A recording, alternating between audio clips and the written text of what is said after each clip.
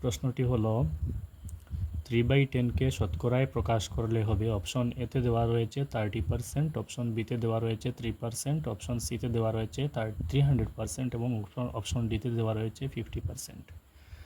এখানে যে সংখ্যা রয়েছে 3/10 সেটি একটি ভগ্নাংশে দেওয়া, তো সেটিকে আমরা প্রকাশ করতে হবে শতকরায়।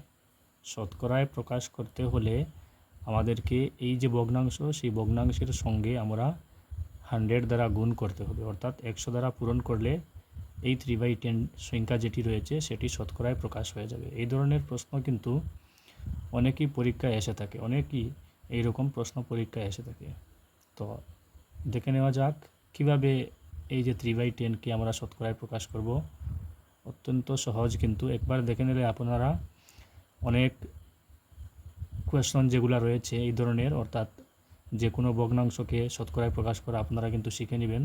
তো আমরা দেখে নেই কীভাবে 3/10কে শতকরায় প্রকাশ করব। প্রথমে আমি 3/10 লিখে নেব। এখন শতকরায় প্রকাশ করার জন্য 100 দিয়ে গুণ করব, তারপরে শতাংশ অর্থাৎ পার্সেন্টেজ লিখে নিব।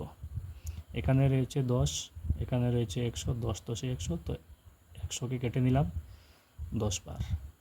এখানে রয়েছে 3, এখানে রয়েছে 10, 3 পূরণ 10, তোমাদের আনসার বেরিয়ে আসলো 3 পূরণ 10, 3 10 30, তো 30% রয়েছে কোন অপশনে? অপশন এতে।